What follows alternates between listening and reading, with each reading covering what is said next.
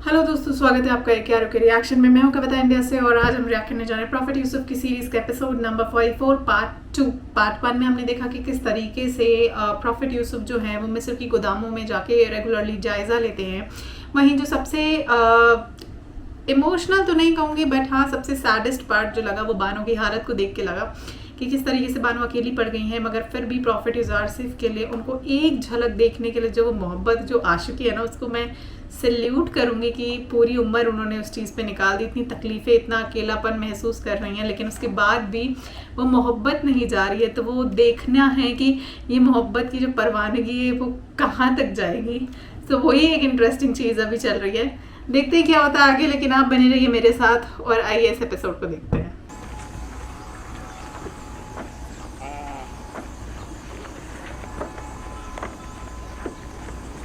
गंदम का एक पैमाना एक सिक्के का।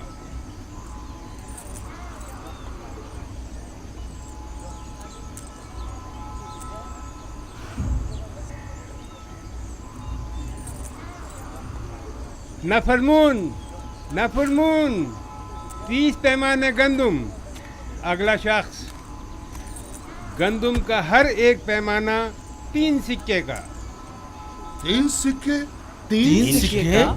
आम लोगों के लिए सिर्फ एक सिक्के में, बास को बिल्कुल मुफ्त। लेकिन बराए माबद 3 सिक्के, ये सब क्या है? तो कहत और ग़िज़ाई क़िल्लत पर काबू पाने के लिए सरमाया कहाँ से मुहैया किया जाना चाहिए? ज़रूरतमंदों की जेबों से या दौलतमंदों की तिजोरियों से? तुम माबद को दीगर अग्निया से मिला रहे हो। आपसे भी दूसरों के बराबर ही कीमत ली जा रही है, अलबत्ता सरमायादारों के बराबर कीमत। अगर आमून गनी है तो इससे आपको क्या मतलब है? आपको तो चाहिए कि माबद के खादमीन को कम कीमत पर गंदम फरोख्त करें। आपको ये सब कुछ आमून का अता करता है? हाँ बिल्कुल। हमारे पास जो कुछ भी है वो यूज़ारसीफ और उसके खुदा की बदौलत है, ना कि आमून की। आमून तो खुद अपने कहनों का पेट नहीं पाल सकता।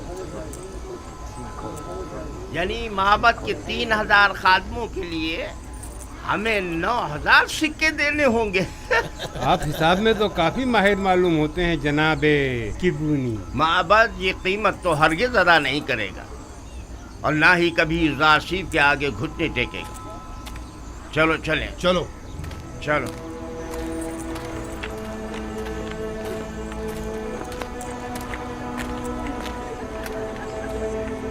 अगला शख्स, आगे जाओ। क्या हुआ? जल्दी आगे बढ़ो। आगे क्यों नहीं आ रहे? आगे जाओ, आगे बढ़ो भाई। जल्दी आगे जाओ ना।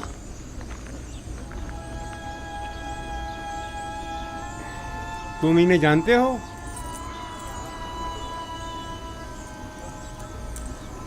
नहीं, मैं नहीं जानता। नाम क्या है तुम्हारा? मैं हुआ हूँ, फर्जंदे हुरदेदा। मैं त्यामीनी हूँ, वालिद का नाम बेंगी।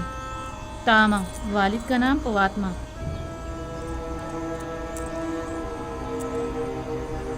ये नाम तो फिर इसमें नहीं।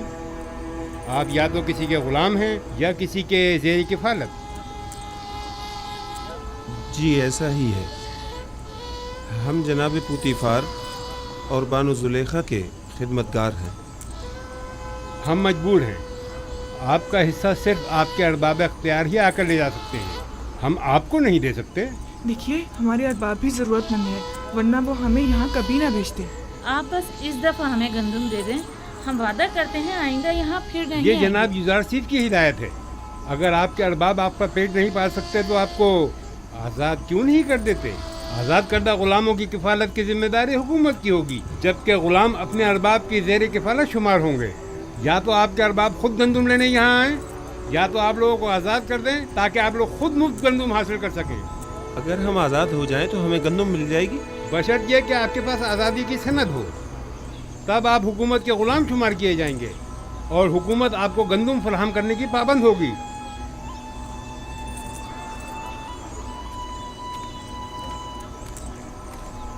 ठहरिए,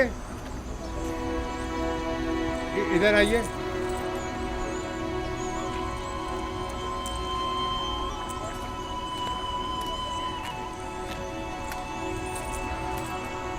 इस बार तो आपको थोड़ी गंदुम मुफ्त दी जा रही है। अगली बार या तो अरबाब के साथ आएं या आज़ादी के परवाने के साथ। खुदावंद आपको और जनाब यूजार सीफ को अपनी हिफाजत में रखे।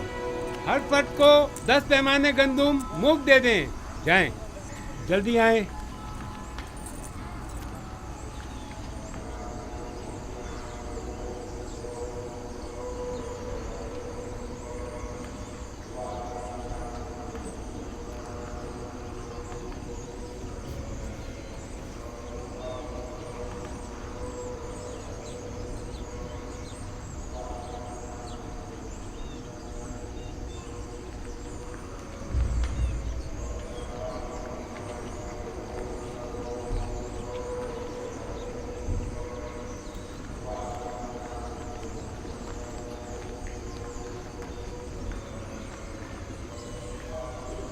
अब लोगों का आमून पर वो पहले जैसा ईमान नहीं रहा।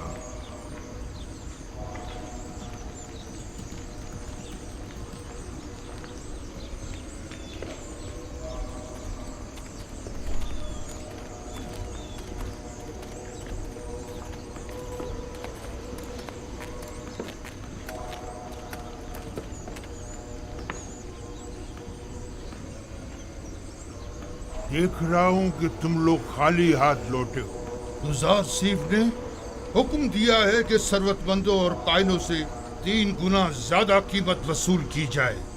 लोगों के सामने हमारी तहकीर की गई है और हमारा मजाक उड़ाया गया है। क्या मालूम था कि एक दिन गंदुम सोने से भी ज्यादा गिरा कीमत हो जाएगी। इस वक्त उसकी किस्मत उसका साथ दे रही है। मैं भी अगर उसकी जगह होता तो दुश्मन को एक लम्हे को भी चैन से न बैठने देता और इस मौके से ज्यादा फायदा उठा। अब हम क्या करें?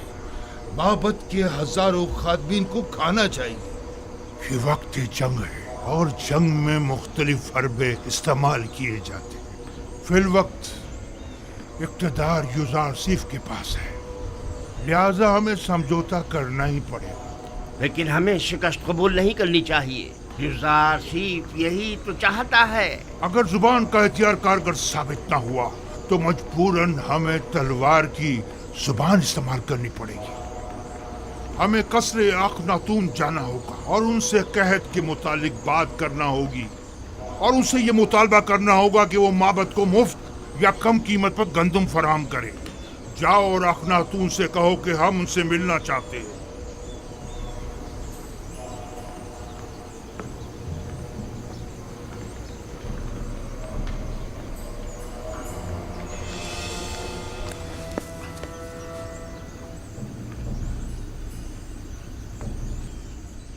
बस इतना ही? किसी के ज़ेर कफालत गुलामों को गंदम नहीं दी जाएगी। ये भी उन्होंने हम पर रहम खाकर मुफ्त दी है। और अगर आज़ाद हो जाएं तो फिर उस सूरत में हुकूमत हमारी ज़रूरियात पूरी करने की पाबंद होगी, क्योंकि फिर हमारा शुमार ज़रूरतमंदों में हो जाएगा।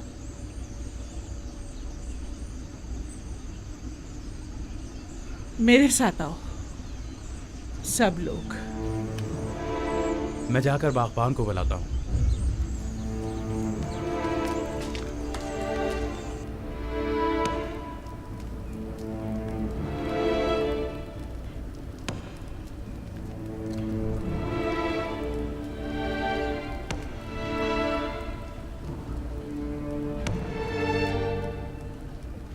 ये पुतीफार की मोहर है और कोई भी इसे रद्द नहीं कर सकता।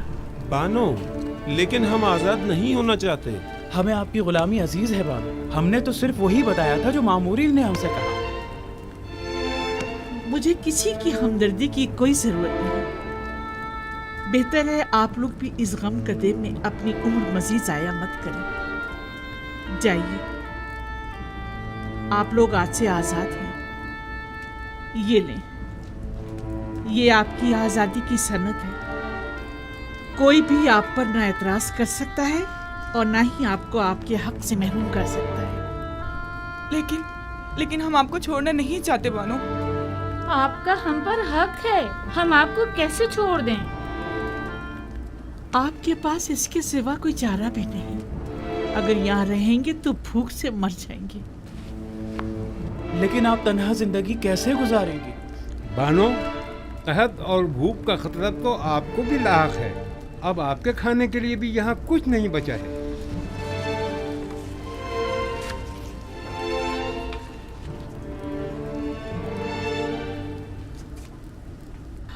अभी कसर में बहुत सी कीमती अशिया मौजूद हैं जिन्हें फरोख्त करके गंदुम मुहैया की जा सकती है। ये लो। क्या हुकूमती ज़खायर में मेरा कोई हिस्सा नहीं होगा? जाओ।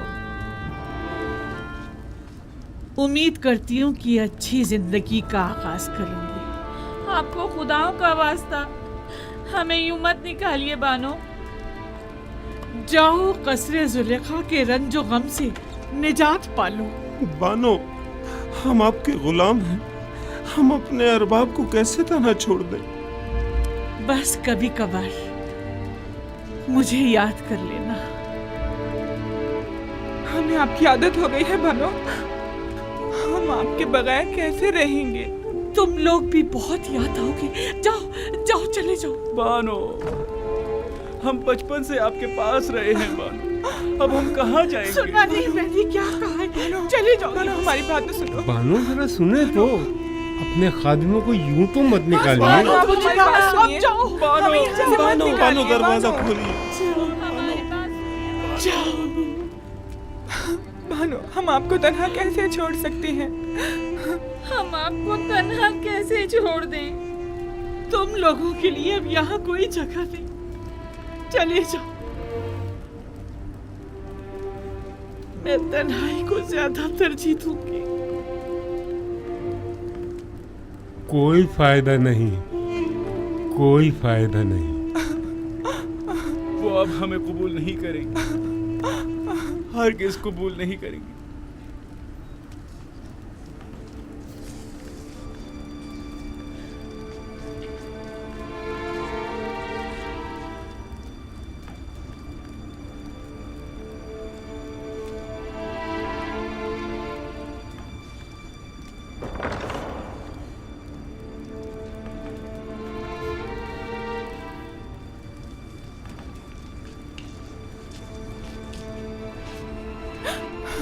क्या वाकई चले यहाँ से? देख तो रही हो, इन्हें अब हमारी जरूरत नहीं रही, बिल्कुल जरूरत नहीं रही।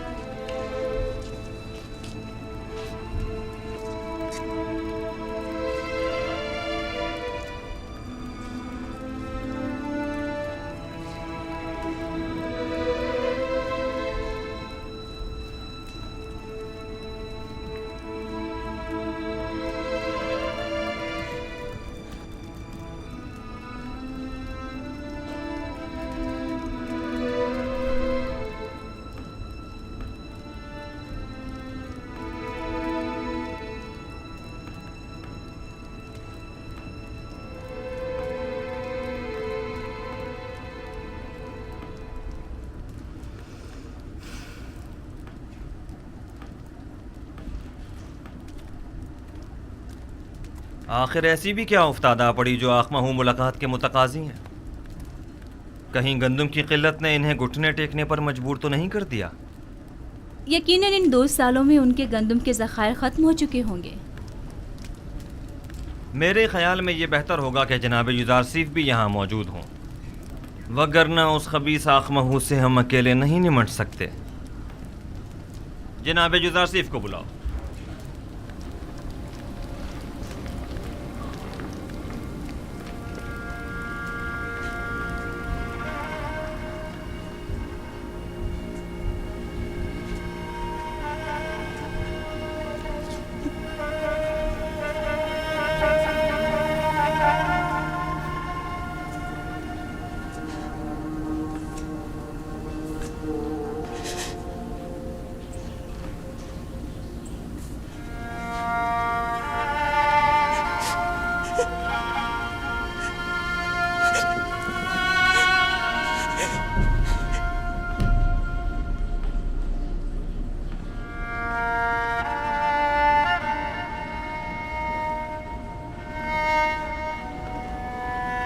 मैं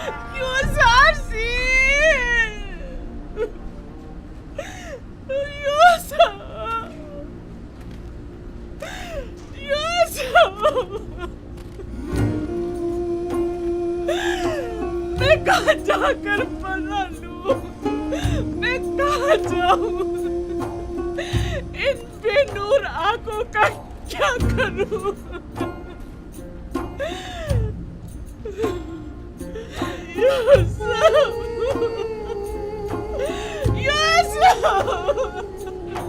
तुम किस कदर बेवफा, कितने जानते हो। मैं तुम्हारे खुदा से तुम्हारी शिकायत करूंगी। देखो तुमने मेरी क्या हालत कर दी है।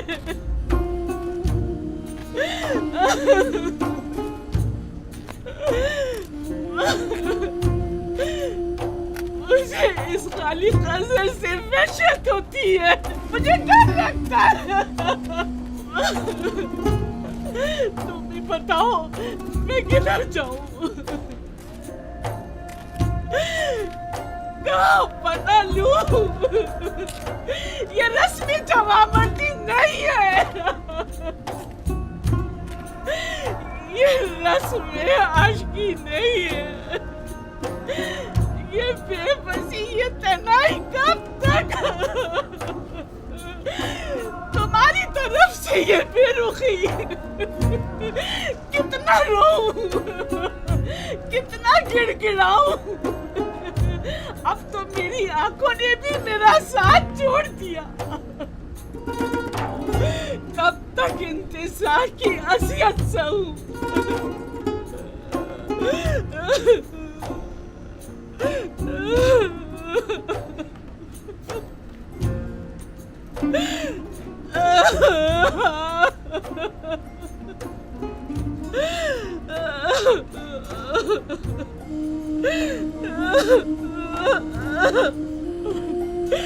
तुम्हारा कसूर भी नहीं।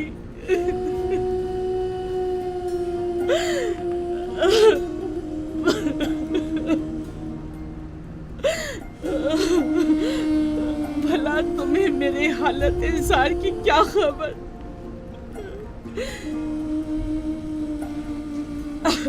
अगर खबर होती और फिर बेरुखी दिखाते तो कसूरवार होते। लेकिन तुम्हें क्या मालूम,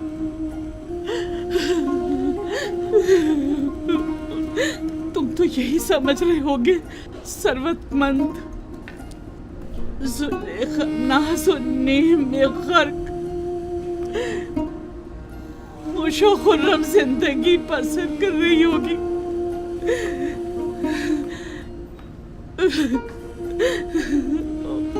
वैसे तुम उसे याद क्यों करने लगे जिसने परसों तुम्हें जिंदान में डाला और असियतें पहुंचाई?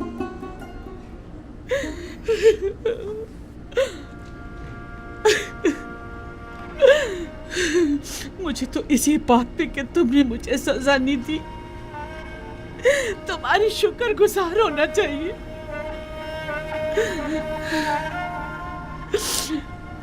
बावजूद उन तमाम तोहमतों, साजिशों और खयानत के जो मैंने तुम्हारे खिलाफ की है, ये कैसी बेजा तवक्को है ना।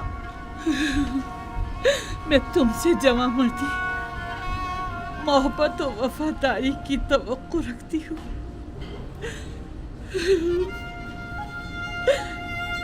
उम्मीद करती हूँ कि तुम हमेशा दुश्मनों के शर और जमाने के सर्दो गर्म से अमान में रहो।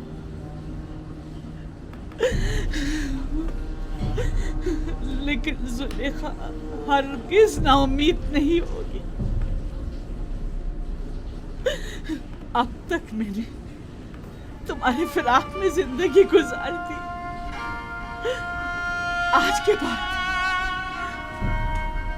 तुम्हारे इंतजार में गुजार दूंगी।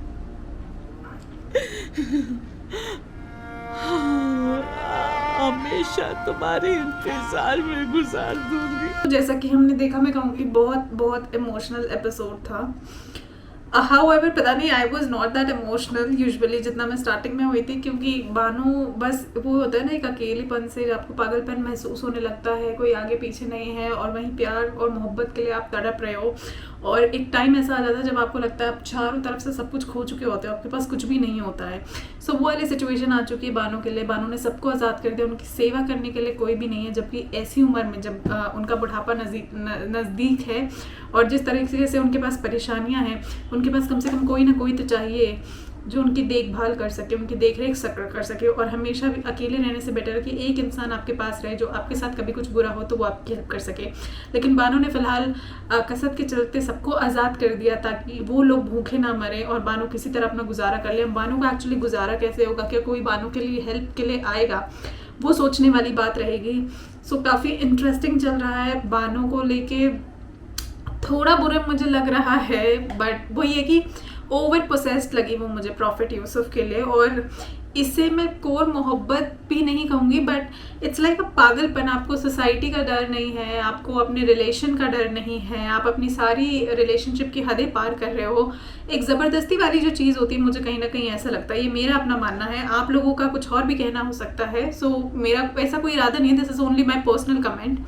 एंड ये इस सीरीज़ में या किसी कैरेक्टर को हर्ट करने के लिए नहीं है, बट मुझे ये देख के ऐसा लगा, बिकॉज ये अगर नॉर्मल में भी अगर मैं सोचूं तो दिस काइंड ऑफ रिलेशनशिप कभी एग्जिस्ट कर ही नहीं सकती जहाँ पे एक तरफ से ज़ोर ज़बरदस्ती की जाए। तो वो एक चीज़ है। So over attraction, over possessed है बानो प्रॉफिट यूसुफ को लेके। This is what I want to say. आप लोग उस पर क्या कहना चाहेंगे मुझे कमेंट करके ज़रूर बताइएगा। And thank you so much for all kind of support and love that you are giving. और आप लोगों के रमज़ान को हम साथ में ज़रूर सेलिब्रेट करेंगे। रमज़ान स्पेशल वीडियोज़ आप मुझे बता सकते हैं जो मुझे अभी देखनी चाहिए आप लोगों के लिए, वो मैं सबसे पहले फुलफिल करना चाहूँगी। तो वो आप मुझे कमेंट करके ज़रूर बताइएगा। मैं मिलती हूँ आपसे अगले एपिसोड में, तब तक के लिए बाय, जय हिंद, नमस्ते, अपना ध्यान रखिएगा।